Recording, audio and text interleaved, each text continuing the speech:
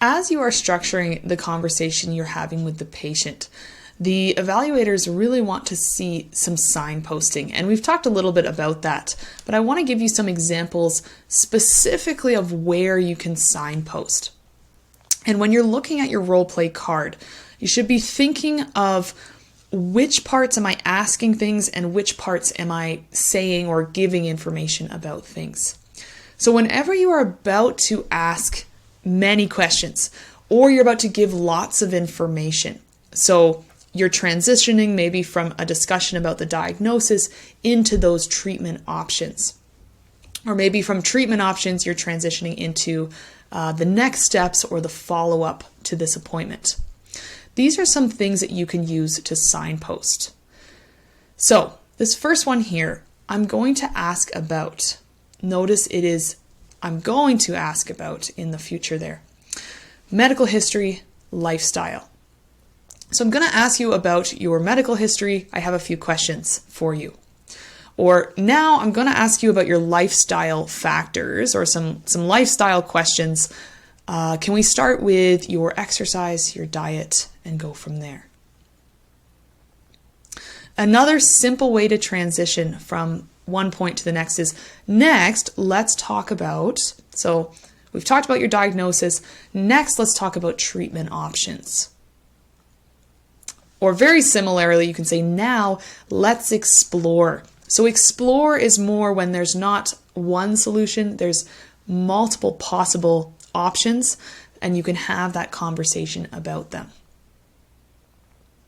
And finally, I'm going to explain. So if you're the one giving lots of information, I'm going to explain the treatment options. I'm going to explain the next steps in this with you in this conversation here. So a couple of things to notice just about the language here. So first is, if you look at the pronouns, it's often, I'm going to, or I'm going to explain, I'm going to ask about, or it's a plural, let us. So let's talk about or let's explore. And this is quite common, this kind of plural language of you and me together. Partly that also helps to incorporate the patient into the conversation there.